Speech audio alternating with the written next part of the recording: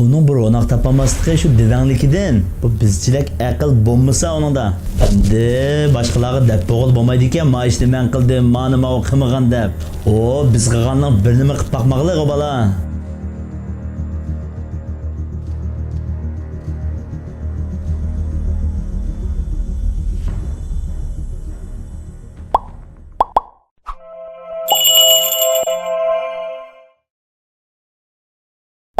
Başqalarını ko'zga ilmaslik, xuddi butun jamiyatni o'zi cho'rayotgandek o'zidan boshqalarni ko'rolmaslik, boshqalarning qilgan ishlarini mensitmay, faqat o'zila eng qimmatli, eng muhim ishni qilayotgandek qilgan ish bilan mag'rurlanish va o'z mabdullik eng xatarli qalb kasalliklarining biri, shundaqla amallarni ko'ydirguvchi cho'ng gunoh.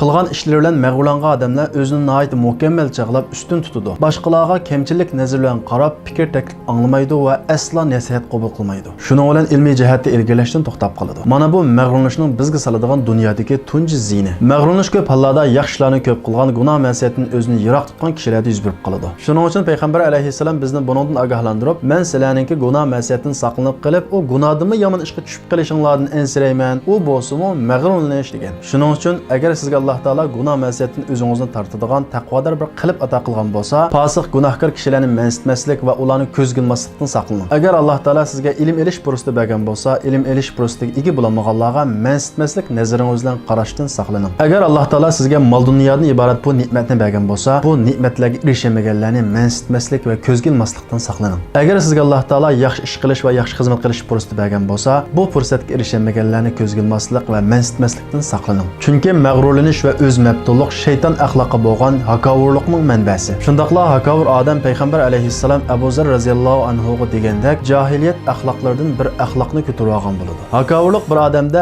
hasad bilan menmanchilik tang paydo bo'lgan vaqtda hosil bo'ladi. Demak, bir odamda hakovurlik bo'ladi ekan, uningda hasad va menmanchilik bor. Ruhiy jihatdan olib aytgan vaqtimizda hakovurlik fikr va tafakkurga salbiy ta'sir ko'rsatadigan fikriy devonlik hisoblanadi. Shuning uchun hakovur kishilarda to'g'ri xato, yaxshi yomon tushunchasi kamtik bo'lib, bir narsaga baho berishda asonlik xatolashidir. Amaliyotda hakovurlik rostli buyuk va ustun bo'lganlik uchun emas, ojizlik va tuvanlikni yushirish uchun paydo bo'lgan ruhiy holat. Alloh taolo ko'p hollarda hakovur kishilarni cho'ngchilik qilib ko'zga ilmagan, mensitmagan kishilarga muhtoj qilish orqali jazolaydi. Oxiratda bo'lsa jannatga kirishimizga to'salg'i bo'ladi. Payg'ambar alayhissalom bu haqda qalbida zarrachilik kibr bor odam jannatga kirmaydi degan. Shuning uchun ilgirki solih kishilarimiz cho'ngchilik sabab bo'lgan yaxshi ishlardan pushaymon va kamtarlik sabab bo'lgan gunoh yaxshi deydi. Hashir maydonida bo'lsa kishilarning oyoqlari ostida yenjilish orqali jazolanadi. Payg'ambar alayhissalom bu haqda zolimlar va takabbur kishilarning oyoqlari bilan yenjilib mangadigan zarri shaklda hashr qilinadi deydi. Shuning uchun har vaqt muvaffaqiyat va bizga berilgan ne'matlarning faqat Allohning rahmati va fazilat ekanligini esimizdan chiqarmay,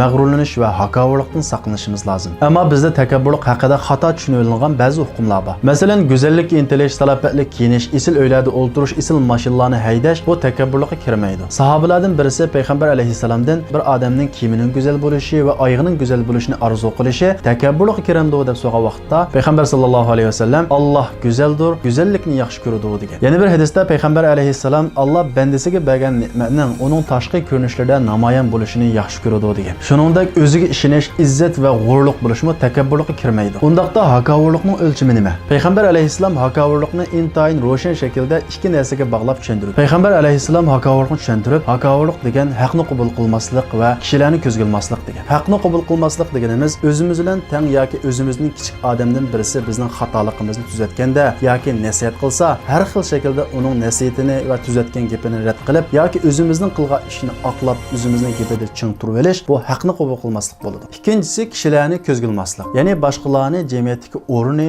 kiyinishi, ma'lum narsalarni bilmaslikka o'xshash nuqsonlar sababli ko'zga ilmaslik hakovurlik bo'ladi.